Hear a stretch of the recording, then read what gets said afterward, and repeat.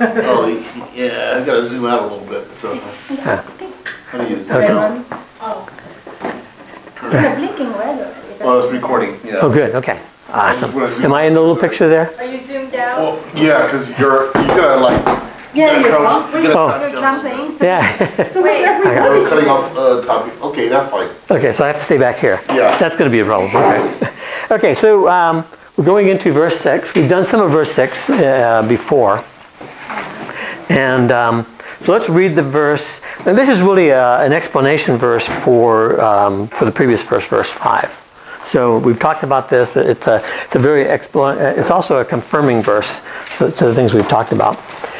And it says, and I heard what sounded like a voice among the four living creatures saying, 2 pounds of wheat for a day's wages, 6 pounds of barley for a day's wages, and do not damage the oil and the wine.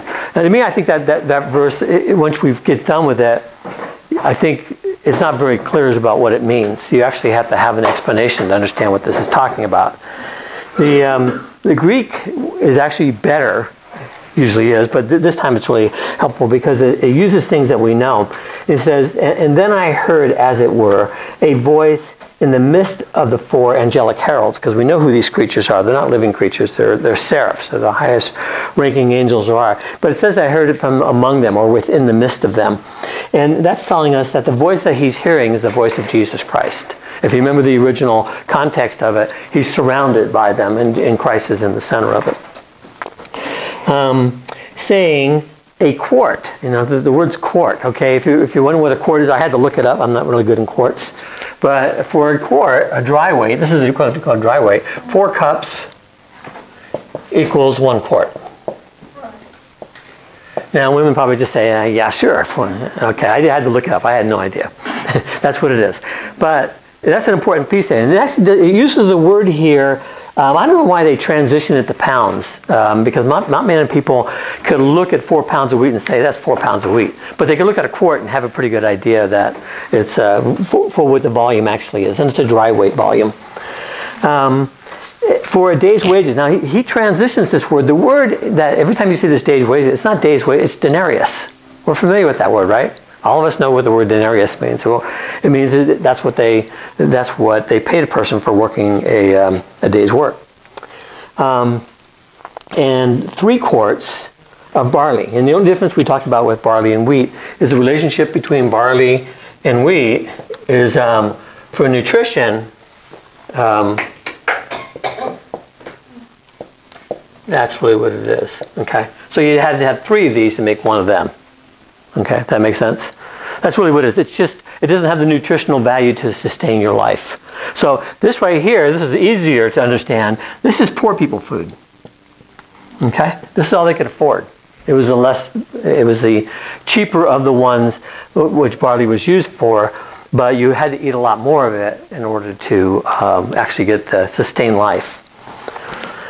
And again, you could get 3 quarts of it. Carbohydrates, it's like mostly carbohydrates. Yeah, carbohydrates. Yeah, but yeah, it doesn't have the it probably doesn't have the calories either. You know, it has the calories and certainly not the nutritional value. So there's a certain amount of nutrition that you need to sustain life, and what that is you need 1 quart of wheat per day.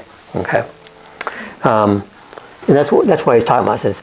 And this uses the same word, denarius. Denarius is actually the Latin word. Okay, the Greek word for the exact same is denarion. Okay, it's ION. That's only different at the end of it. If you transliterate it, yeah, you transfer it over. That's what it is. And it says, and do not damage the oil or the wine. And this is really the one is an agricultural scenario of society to help us understand something. And we talked about it. Whenever you see the word like used in it, it's usually some kind of analogy at the bottom of it. And this, the whole thing to understanding this is understanding this piece here compared to being able to survive and how it compares to what we have. Okay, if you had to do an equivalent. So it's John who's doing the hearing. It's Jesus who's doing the speaking. That's the as a voice.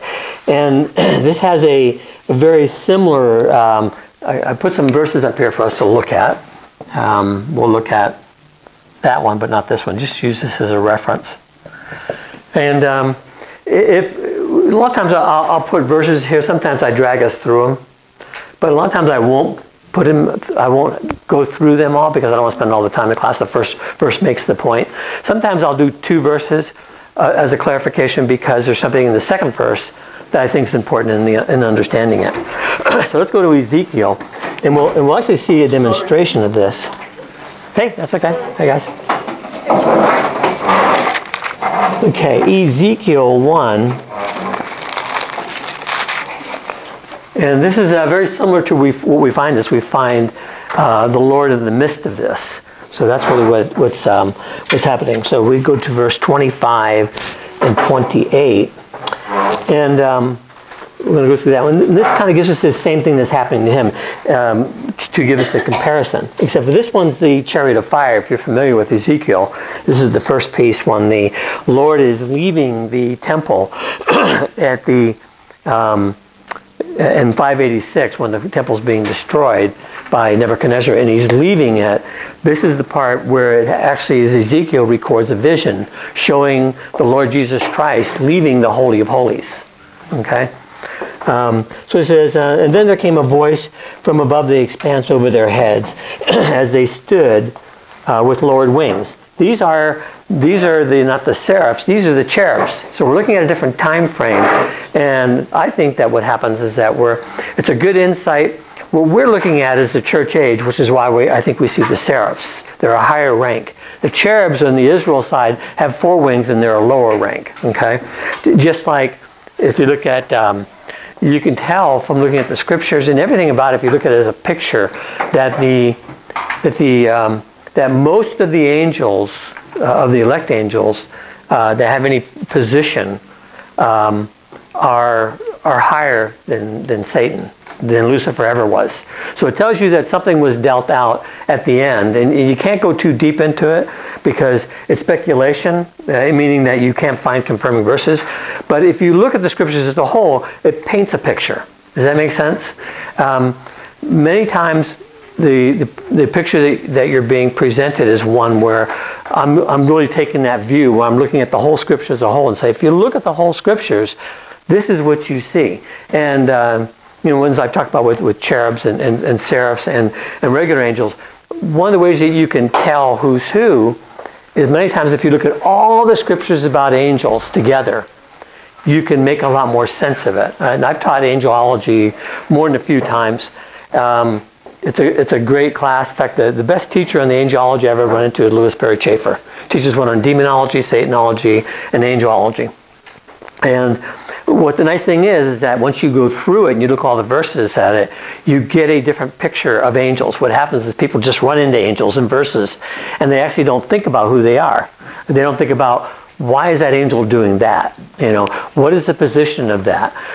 What's the difference between the angel who's in the background in the heavenly host that's singing glory to God in the highest in Luke 2, compared to the one that's in the tomb, compared to the mighty angel, compared to the cherub, compared to the ones who are holding the thunder, the ones who are calling the trumpets? What's the comparison of those things? Okay, and the comparison is very similar to our comparison. When you look at their duties, they have duties of honor, and you can always tell that. Because what God does is He has a thing where, for us to have, to do something is something that God can do all by Himself, but He honors us with the opportunity to serve. That makes sense? And you know that specifically in evangelism. How do you know that? Because you see so many examples of it in the Scripture. The truth is, God does not need evangelists. He doesn't need any of them. Okay? Does that mean you shouldn't evangelize? No, we're all required to evangelize. That's our job. Okay? But how do you know that? Is because you see Rahab. She's a believer 40 years before anybody shows up. How did she become she's a Canaanite. There's nobody evangelizing her. How about Abraham? Nobody did Abraham either. Look at Paul's teaching, the 3 years he did in the Saudi Arabian desert with Jesus himself. the whole point is that when you look at things, if you look at stuff in the angelology, you'll see that what happens is that God the Father will say something. He'll send an angel out to tell Jesus Christ, who's sitting on a cloud. Remember those verses like that? You think Jesus doesn't know? Yeah, you think Jesus doesn't know? No, there's a protocol and there's an opportunity for beings to serve. God can do it without you, but he wants you to have that opportunity. And I think that's very fascinating. And Jesus brings it up when he's talking about Palm Sunday. Remember, he says, if you stop them from praising Jesus, these rocks would praise Jesus. Okay? Probably do a better job. But the whole point is that by looking at Scripture, sometimes you put those things together. It helps you understand that everything God puts before us is an opportunity. Okay, he's giving you an opportunity. He's just saying, here, would you like this piece of gold? And you're going, no, I don't need any gold. Thank you very much. No. In reality, that's what it is. It doesn't mean you have to be mature enough and understand Scripture enough to grasp opportunity. A lot of people don't grasp opportunity. What they do is they do things on their own. Okay, and that's usually a disaster. Okay. So anyway, my whole point of that is that you can see things sometimes when we talk about who's who. I'll say something about them that you may not see. What I'm really taking about is I'm taking it collectively from angelology because it helps you to know who's who. Okay? We might do a class on angelology sometimes. It's a fun class. So we're here in Ezekiel, and verse 26. Above the expanse over their heads was what looked like a throne of sapphire. Okay, this is Christ. Okay, this is his vision. This is Ezekiel's vision of Christ that's in here. High above the throne was a figure like that of a man. Okay, we always see Christ as a man. Okay, this is before he was a man, but we see him that way. I saw what appeared to be from the waist up. It looked like glowing metal, as if full of fire. And from that there down looked like fire. And a brilliant light surrounded him. And it appeared in the appearance of a rainbow in the clouds of a rainy day. So radiant around him. This was the appearance of the likeness of the glory of the Lord. And when I fell face down, his reverence, when he grasped what it is. Everything about that tells you that's exactly who it is. What's happened is that we actually already had that explanation, but it's the same thing happens to him, is where you hear the voice of the Lord through the angels that are surrounding him. Okay, and this is the exact same one too. You see a very similar one here. It's not only not unprecedented. It's what we actually find ourselves in the picture. Because what happens when we're doing these breaking of the seals, you get so involved in the seal, you forget where you're at. Okay, in reality, where's John at? He's in the setting we're talking about. He's in the setting in heaven. And remember the setting we drew the picture of? That's where he's at. Okay, somebody's not just sitting here. He's not just conversing with somebody. He's still in that setting. What happens is that we've gone through so many details, we forgot the setting we're in. Okay, in reality, that's the setting. Okay, we will be in that setting through the entire thing, up until including chapter 19. About 2/3 of 19, actually most of 19. So this gives us an idea. This is exactly what Christ is doing. And Christ is painting a picture of economic depression. The whole key to this piece right here, like I said, I wish they'd used the word denarius, because most Christians know what denarius is. We learn it from these verses right here. Okay, but maybe a lot of people don't know. Sometimes I'll say something, like everybody knows what denarius is. The piece right here actually defines it.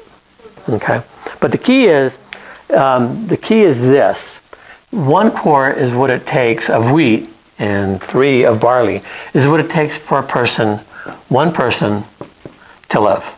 Okay, that's the key that you have to learn. Okay, now the problem is Jesus' definition. I'm not saying it's a problem. The key is Jesus' definition. Okay, is that what that is? So let's take a quick look at Matthew 22, Matthew 20, verse 2. There we go. We'll just spend a boring moment with Denarius.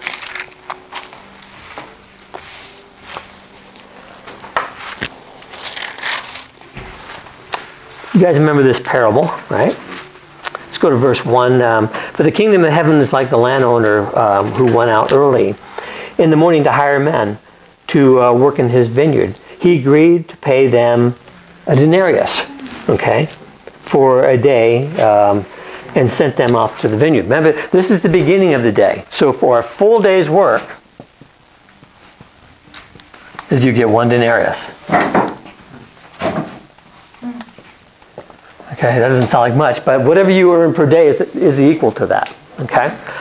The key to understanding this thing, hopefully this helps you understand as you go through this parable. If you read this parable, what happens if you remember was somebody comes in the midday and he says, I'll pay you a denarius. Somebody comes at 3 o'clock in the afternoon who's going to work till 6, pays him a denarius. And so what happens, the guys are going on, wait a minute, I'm working all day for a denarius and you're giving Sam, he showed up at 3 o'clock, you're giving him a denarius. Something's wrong here. Okay, and this is the part where he says, it's none of your business. Okay, that's actually a good business model. It is none of your business whether people get paid, right?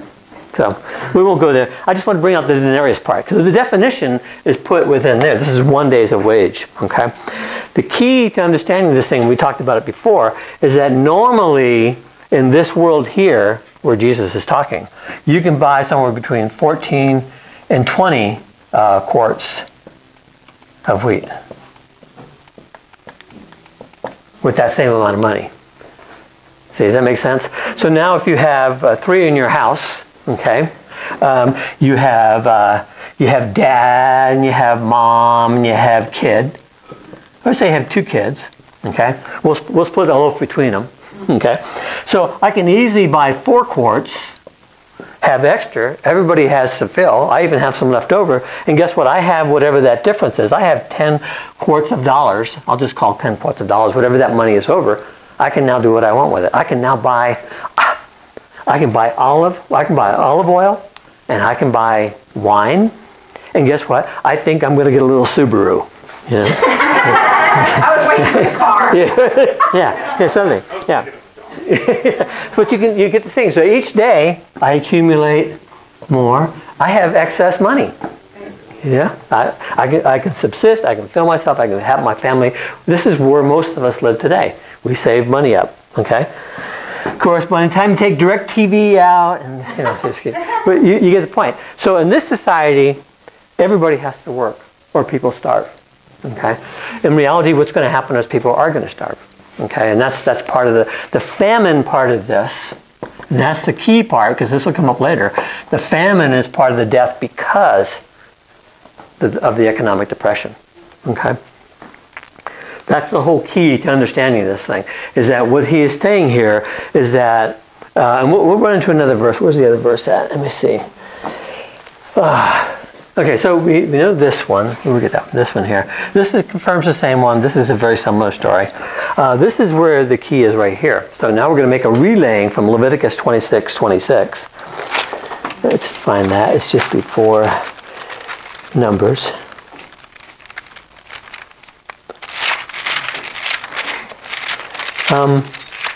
And what's important about this? So I'm kind of giving you pieces of it so that hopefully each piece fits together. But Leviticus 26:26 says, and if you remember what I've told you about this, Leviticus 26, anybody remember what I told you about this thing? I haven't told you 5 times, so I was just having fun with Sharon because she said it had 5 times. So Jeannie told me exactly what to do with that thing, and I got here and I was clueless. Leviticus 26 is disciplines that God has on nations. Okay. And what they come, if you look at them, we talked about them before, there's 5 cycles, okay? Which means there's 5 levels. There's 5 levels, this is the first one. And what happens if you get the discipline, you get the spanking, okay? And if you don't get that spanking, the next one starts, okay? Now, see, and I'll just tell you how this goes. See, Jeannie was a 1 spanking kid.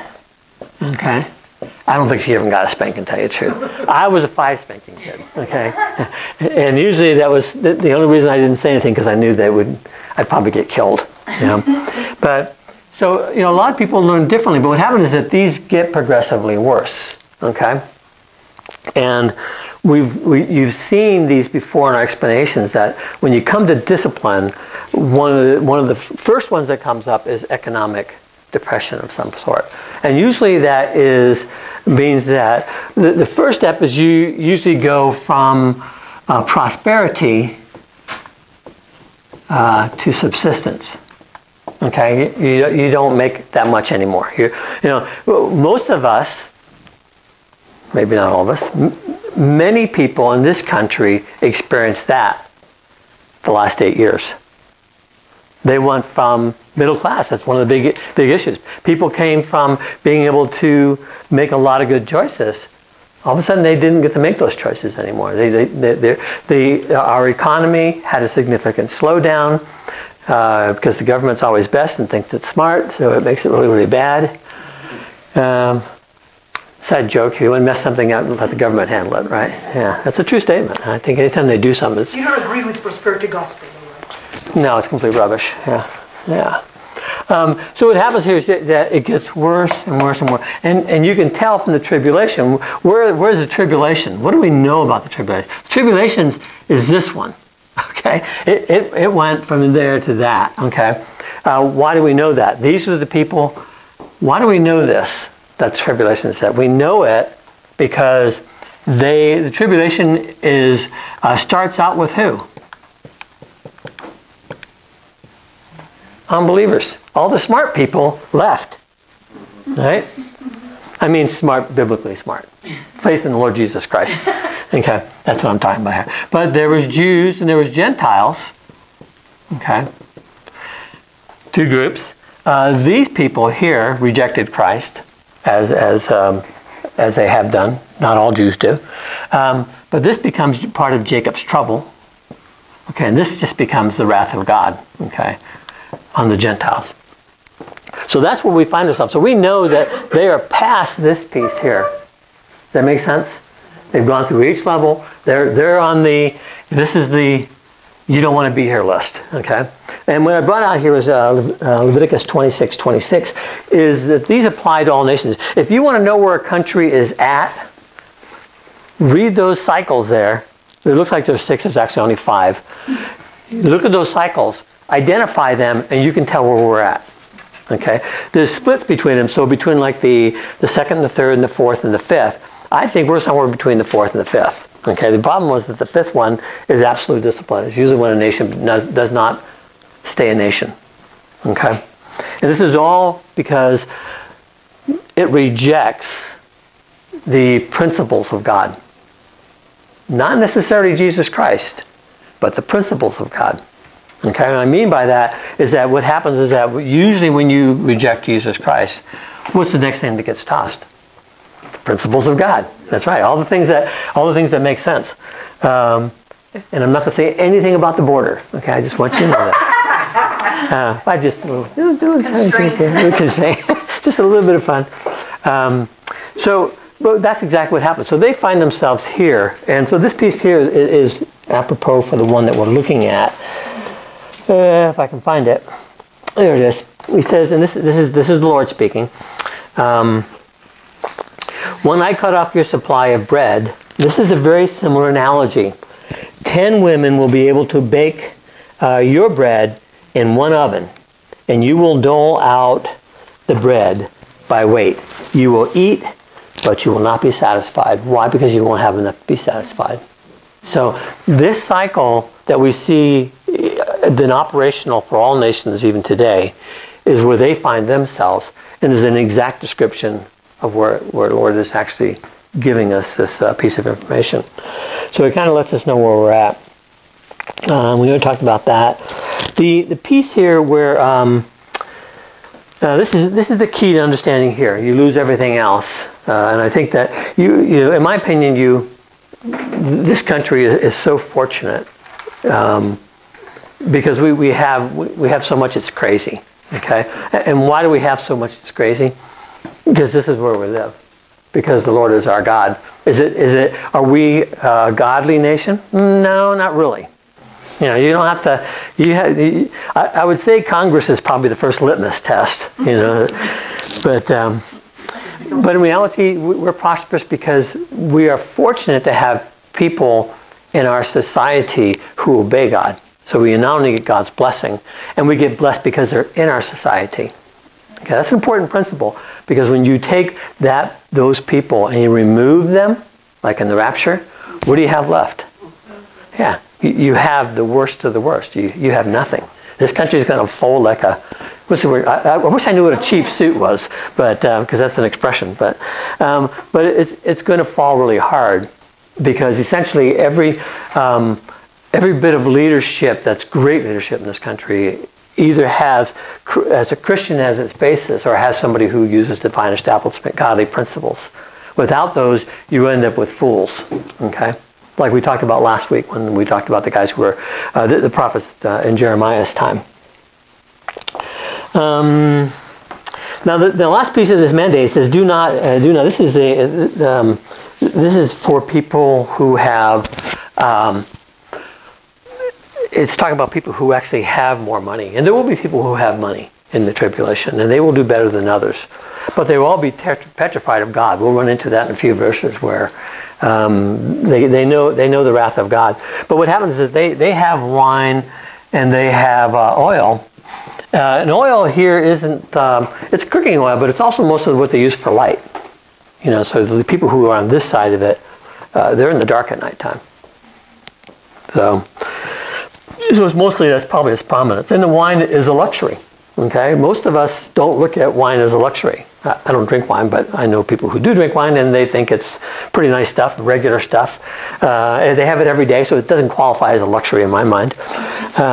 But in this time, what he's saying here is that something that you use in a normal life, most of us have the equivalents of these, are now going to become virtually sacred, because they're going to cost more than this. And the only people who make this will not be able to get this. Only people who have a lot. Okay? Yeah, the way I was interpreted that scripture a while back, other people taught me, the rich will get richer, the poor will get poorer. That rule will not change. But it'll be even more exact. It'll be more, yeah, actually it'll be worse. I agree, yeah. Because you'll find, right now I would say, I mean, you have to use our society because you can't really go outside. Making comparisons to a worldly society is really difficult because we don't experience it. We don't. Anybody in this country lives a better life than most people in other countries, period. Okay? But if this were 10% of the population who has this, which is probably more like 50, 60%, in reality what that would become is less than 1%. So you're just going to have, you're going to have a lot less people who are going to be houses. So this, what the Lord's doing is He's introducing what's called an axiom. Precious, precious, don't, be careful with it, don't do anything. Okay? So He's showing it as a luxury item, and that's that. These are some other. This is a good one. If you ever get a chance, get familiar with that one. These are other references that you can look up, things that we've talked about here. But you get the picture of what's going on here, of what he's looking at. So let's go to the verse 7. Open up the next seal. It says, "When the Lamb opened the fourth seal, I heard a voice of the fourth living creature say, 'Come.'" Okay, so we're kind of doing order here. The word lamb is actually not there. It's the word him that's there. But it's a perfectly legitimate statement given that we know who he's talking about. Okay, the words are very different. The word for lamb is arnion, and the word for him is altos. So but the translator puts it in there so that you can follow the reference. Okay, because sometimes with the he, she's, and its, you're trying to remember who the it is, who the he is. Is it the he, the angel? Is it he, John? Or is it he, Jesus? Or who's the he? So he gives that to you. The Greek would be, then he broke open the fourth seal. I heard the voice of the fourth herald, angelic herald, say, come. Now here is the fourth one is coming from the next verse. So here is death, the fourth horseman that's being introduced by this. And what he does here is he uses a word here called the introduction for a clause. It's it's the word when. It's hote. But what it does is it helps us join two things that most of us picked up anyway. But the joining of them is that the breaking of the seal and the command and the fourth horseman are all related, okay? So you break the fourth seal, you break it. Where's the fourth seal at? You remember? Doomsday Book. Okay, that's what it is. Remember, this is the big scroll that can't be opened. So this remember where we're at. And who's breaking it? Jesus is breaking it. Okay, so I always have to kind of put yourself in the reference because, like I said, it's very easy. When we start getting into things that are happening here, like in chapter 13 and stuff like that, you're going to go, you forget where you're at. You know, what happens is you go to the earth with the explanation. In reality, you're still up here. Okay, you're still, even the seven trumpets are up here. All of these seals are in Doomsday, right? All the seven seals? No. No? No. Yeah, all seven seals are, yes. As well are the, some of the seals that are broken are actually more important. And they're all separate too. So what happens is that people think that the 1 to 7 do like this, and they do, but they actually do something more like, this is like the first half of the trib, and then actually these are kind of like, they break down like the 7 trumpets and then the 7 vials. So they actually kind of happen like that, if you were looking at them. And these are like the pieces here, like 1 through 4. These are in the first half, and they actually, they're on, this is on top of this. Sometimes you can look at these and think that they're these, but they're not. They're rolled out, but they're rolled out over the entire time. And some of them are actually right back down in here. You know, when we get up to like 15, you know, we'll get into this. We'll kind of timeline them, or we'll put them out there somehow. So my whole point is that what happens is you have the fourth seal being broken, and that is directly related to the command. Okay, and the command is come. Who's he saying come to? The fourth horseman. Yeah, he's talking to him. So he's watching this command. And what we have the conversation happening here is we have Jesus here. We have this angel who is, he's probably in the top 5 or 6 of angels that there are. So he's a seraph. We know that he's the mighty angel. So he has a higher adjective than you find in the other ones. Okay, he is mighty. There aren't any other ones called mighty. He's alone in that class. He happens to also be the same one who's in Luke 2. You can see from this position, he's the one who leads the angelic host. And who would this angel be? He doesn't have a name other than by definition. But if he were, and we'll get into some of this. We'll get into army. I think we've done some of it, and we'll get heraldry. Oh, we did that a little bit. Yeah. He is one of the heralds. When we know that by what he does. You know, he's not in the army. Okay. Michael's over here in the army, right? And Gabriel is too. But Gabriel's also over here, right? Gabriel shares that because he's the one who does the announcement. He talks to Zechariah and all those guys. But this guy, whoever he is, I mean, if you take the, the seraphs are up here. My suspicions is that given what he is doing relative to the company that he has, that he is a seraph also. Okay? He has a lot of people under his command. He's telling people what to do. He's been given that. Also, from the short position, okay, means that when a protocol falls, the protocol follows like this, is that you have God the Father. We've seen this before. We saw this in chapter 1. Speaks to God the Son, okay, who is Jesus. Hypostatic union, right? Then he gives it to the next person he gives it to is usually a very high rank, okay? He talks to John, who is in rank the highest ranking human being in the world at the time this is written, right? He's the last apostle. 96 AD, all the rest of them are dead. He's the only one, okay? The next one he talks directly to is the mighty angel. See, so it tells you some idea that whoever this mighty angel is, we don't know him by name, but we know that he is up here with Michael, Gabriel, and this is like the archangels. If you're familiar with them, you know who Michael is, and Michael's probably the highest, Gabriel's probably second, and you have Uriel, and if we take the Apocrypha, there's two other, Uriel, and I can't remember them. Anybody know these? Yeah, there's four that are specifically mentioned in what's called the Apocrypha. We've talked about the Apocrypha before. The Apocrypha, I'm going to spell it wrong. The Apocrypha, that's what it's the non-canonized spiritual writings that usually have inaccuracies in them. They're the ones, if you have a Catholic Bible, they're the ones that are in between. Okay? First and second Maccabees. Yes, the Maccabees, the Maccabees are in there. Bel and the Dragon. I mean, there's Purgatory. Judith and, Purgatory, which is taught in the Apocrypha. Who it is? It is. Purgatory. No, I didn't hear what you said. Purgatory.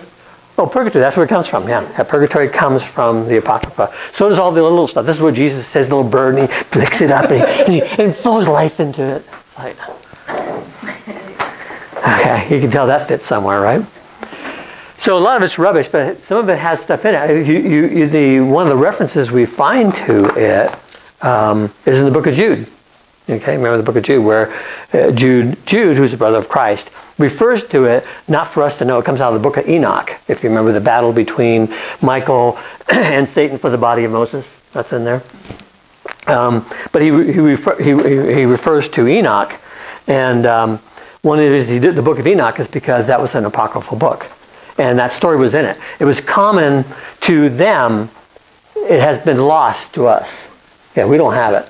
But it's referred to in there. It's an example of what happens is that many people who were the Jews were very familiar with the Apocryphas, at least the ones that existed in the Septuagint. Okay? Remember the Septuagint? That's what that's... Yeah, the 70 books. Yeah, the 70 books. And, actually not the 70 books, the 70 writers. That's who wrote it. But this was whenever you see Jesus or Paul are talking about the Old Testament, they always use the Apocrypha. They don't use the Masoretic text. We'll go into that sometime in a class. Because the Masoretic text is the original Hebrew one that came through. This is not Hebrew. This is Hellenistic Greek, is what it's written. Hellenistic Greek, which is very close, but different. During Christ's time, Okay. Hellenistic was... This is what they had. Everybody spoke Greek, yeah, but not everybody spoke Hebrew. Okay, everybody spoke Aramaic, but not everybody spoke Hebrew. So they didn't understand it, but they did have this, and this had the Apocrypha in it, which is why it was common knowledge of the book of Enoch and things like that. They all knew all that stuff, so they used it as, even though they knew it was not canonized, it was not part of the scriptures, they did use it as what they called sacred spiritual stuff. It's kind of like what you might have. Some of us have books, like I have books that are very insightful into Scripture. One of my very favorite ones is Systematic Theology. It's 8 volumes, about 4,500 pages. And I'm going through it again. I'm reading it again. Took about 3 years to get through it, 3.5. Great book, though. Big book. But anyway, it's a really good book. But in reality, it is very spiritual. It tells me understand. Right now I'm working on one called, it's a piece of it I'm in right now. It's called The Personality of God. But it's by Julius Sperry Chafer, the guy who's a founder and first president and systematic theology teacher for 40 years at Dallas Theological Seminary. Great, great book. But you know what it isn't? It's not this. Okay, and that's the whole point. And that's how they use it. So that's what that is. Let me see. Okay, so where was I going with that thing? Okay, so I was going with that is that in reality the command to come is to the fourth horseman.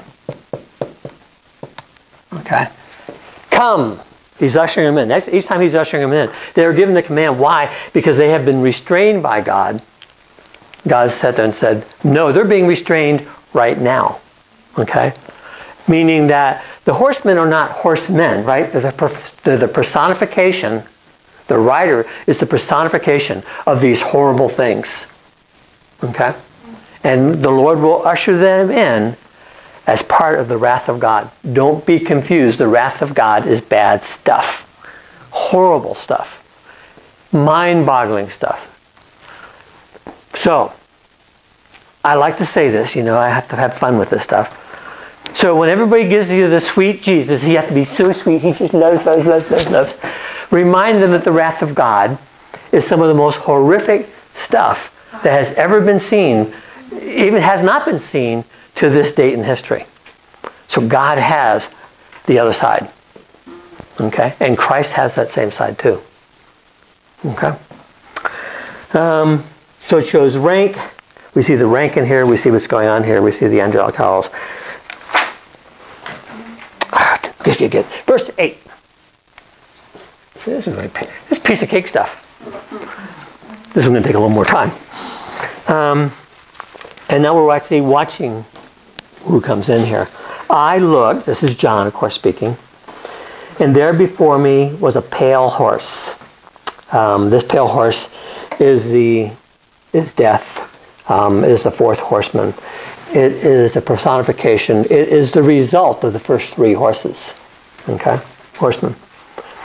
Its rider's name, Death, and Hades was following close behind him. So this is a vision. So we're watching this. Okay? We know what it means. They were given power. Note that they were given power. Okay? They have no power. They cannot move.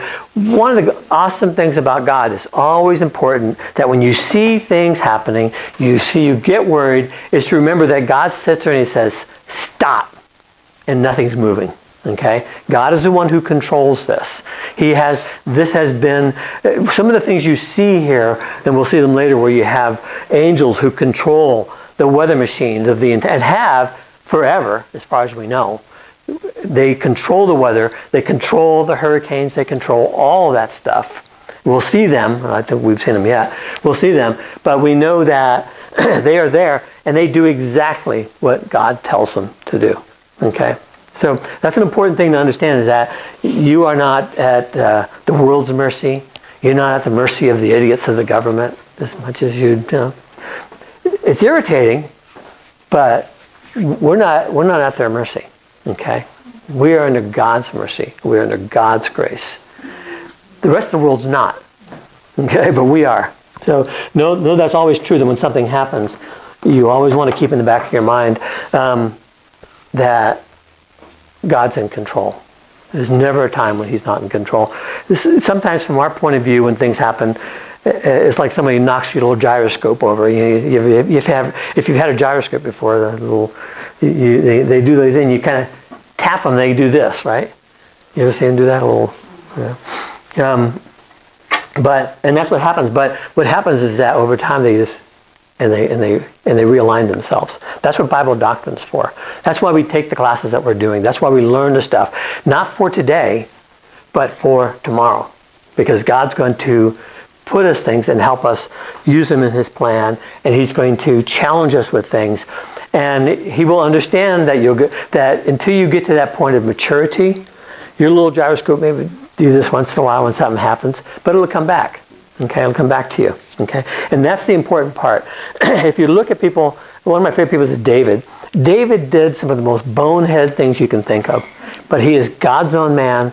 He is his throne will endure forever through Jesus Christ. I mean, look at all these things he had. But he did all these bonehead things. What he didn't do is he didn't give up. He didn't throw in the towel.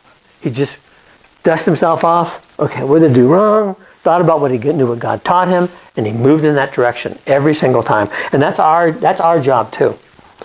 They were given power. Okay, they were allowed to be given power by God himself over a fourth of the earth, to kill by sword, famine, and plague. So we know the result of that, of these horsemen.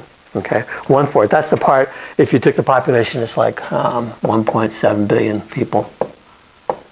We know a lot of horrible things that have happened. We don't know anything like that. In reality, there's some things like the plague that killed 5 and 6 million people in its time.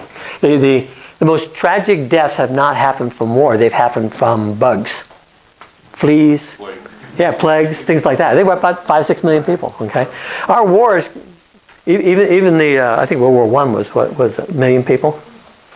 That's quite a few. Okay, that's not a million people. That's 1,700 times. We already saw where 1/3 of the population got killed. Now we're doing the 1/4. So I want to know how much the population has gone down. Yeah. That's what we're doing. Our math here. We're Let's do some math. we're dropping them rapidly. Yeah. So I mean, I don't know how many people will be there then. What did I say last week? We had like 7.4, 7.5 billion people in the world today. But it's going to be 8.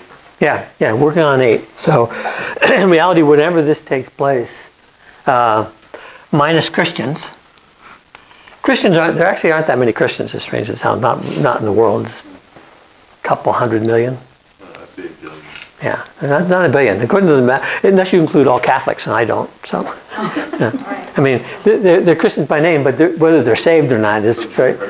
Yeah, 70. Man, I don't know.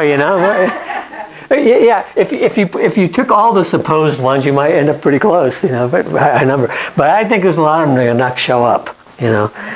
It was a joke. The joke is always that you'll be surprised at who you find in heaven, and you'll be surprised at who you don't find there. So I think that's pretty true. And by the wild beasts of the earth. That's the last piece. And so you believe that we are in the Precursor Time now? We're being taught this for that very purpose, right? No. There's a lot to be. As funny as it sounds, that one of the great reasons to teach the Book of Revelation is as the how do I write it? As the people who it was written to, because it was written to Christians, it wasn't written to tribulational saints, wasn't it written to the Old Testament people? It was written for us, and it was written to us not because we're going into it, but because we are personal family.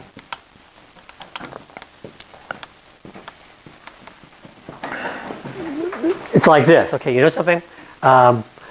Jeannie and I have a will, so it's like $10. Okay, but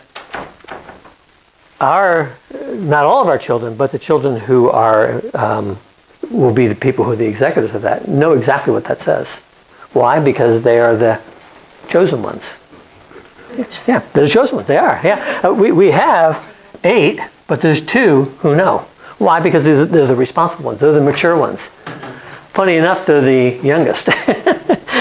Okay, turn that off. No. But why do they know that? Why do they know this information that family members should know, but outside of family know nothing? Why? This maturity is the position that they hold because of the maturity, and that's why God gave it to us. That's why we have the Book of Revelation. We're not going to be there. Why do we have it? It's because we're this group. Okay, we are the very family of God. Okay, so that's what. One worked. I only have one. You only have one. Yeah, much easier that way, huh? Yeah. Do a will anyways, because probate's no fun. I heard. That's why you do wills. So the government doesn't mess with it, not because you do anything special. So, but that's why that is. So it's not actually, and also if you've noticed, some of the great doctrines that come out for Christians are in Revelation. They help us see a lot of stuff that without it we would not see. When you take most of the stuff you see in the other scriptures are specific, and what they are is they're principles that we need to learn about. Okay, what happens in Revelation is the rubber meets the road. That's what happens in Revelation. So you not only have the first 3 chapters that are specifically about us, about our blessings and our promises and all that stuff, and the call and all that, but the ones that follow it give us examples of how we are different and how we are the same. One thing that we are different is that we are an age of no prophecy. Okay, there's no prophecy in Christianity. When we get raptured, prophecy starts. Okay, so we're a bookend. I'll call us a bookend. Okay, so what happens is we have a prophecy, but we're looking at a time where prophecy is it's not only written specifically about what will happen, it has markers in it. You know, it's like red markers coming down the freeway. We don't have red markers.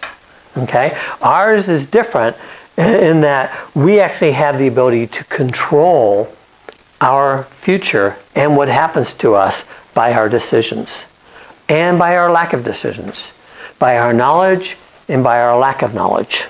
Okay? These people will not have that. They'll be in a different world. They still will have the same dynamics. Their decisions and their lack of decisions, their knowledge and their lack of knowledge will determine whether they live through it. Whether they go to eternity with the saints, we're going to be reading about that with the next one. The next broken seal is about the saints. We'll be talking about them.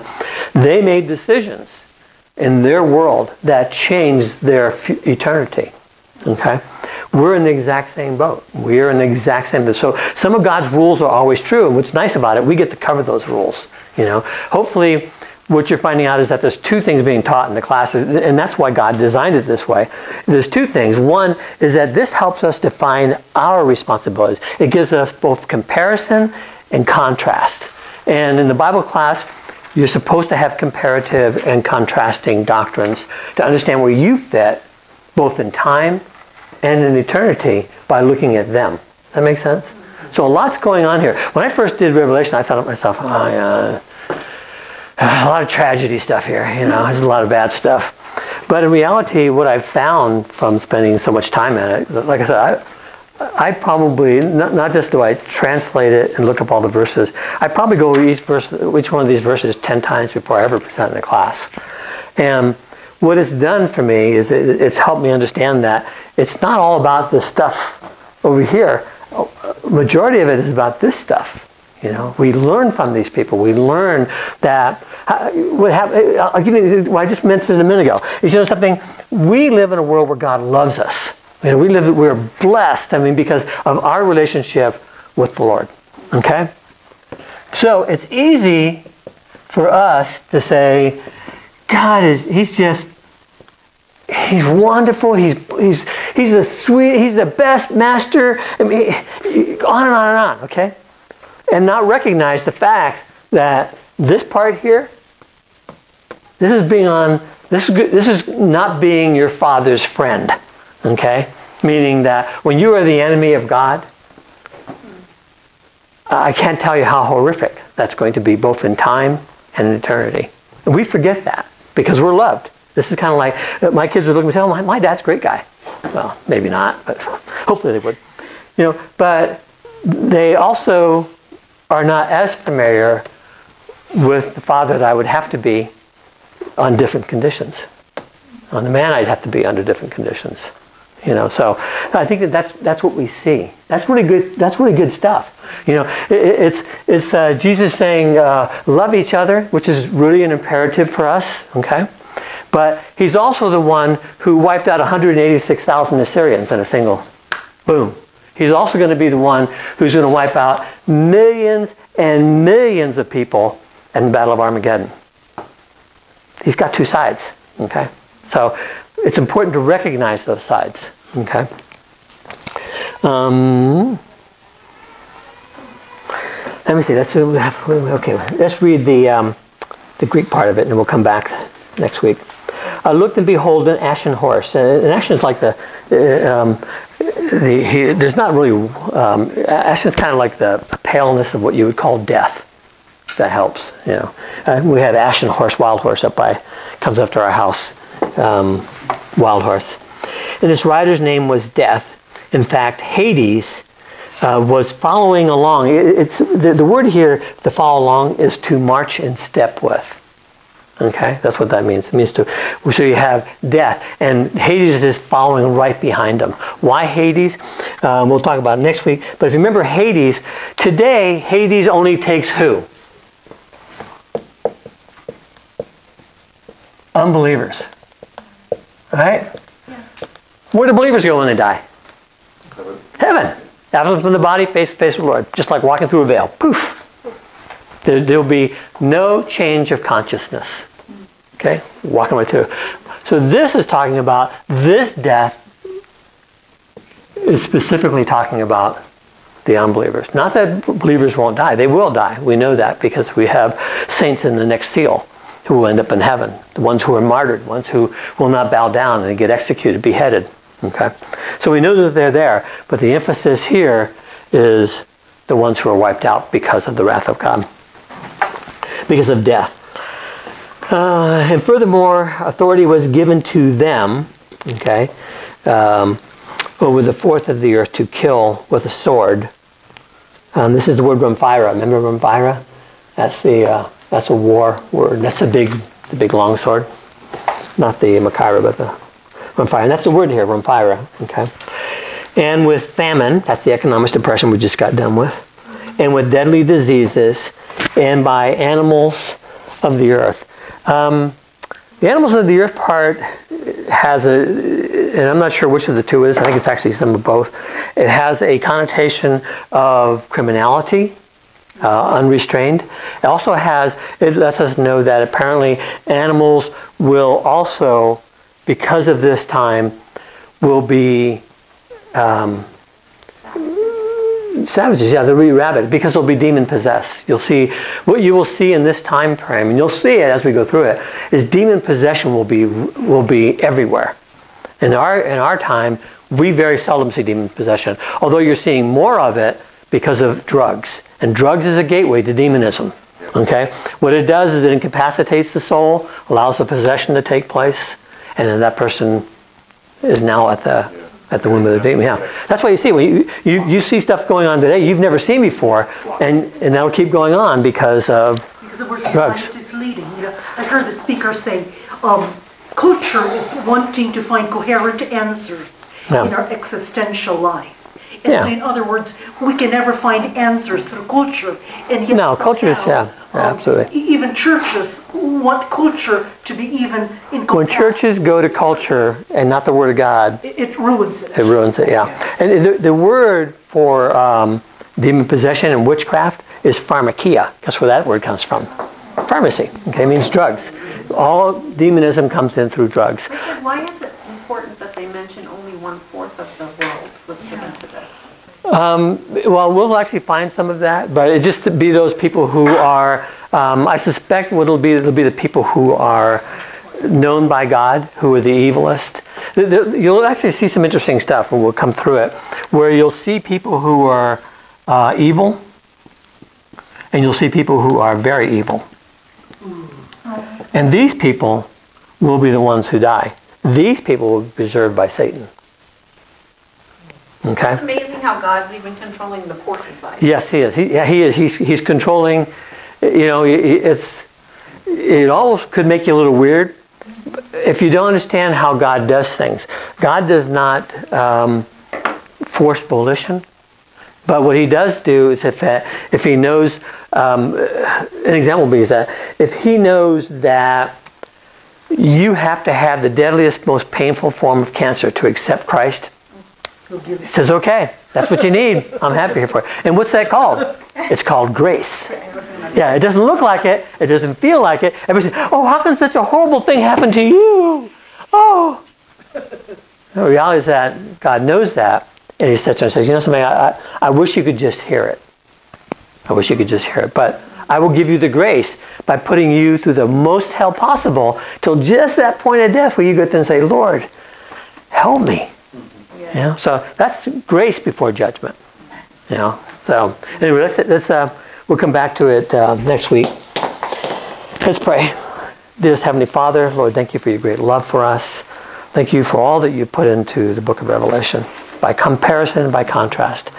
Help us not to just to pick things we want, but to understand the dynamics in this world that we're being looked at, in our own world, in our own life. To see how we are chosen by you to understand these things, not just because we're family, but Lord, to sharpen ourselves as believers, to sharpen our doctrine, to help us understand. I ask these things in Jesus' holy name. Amen.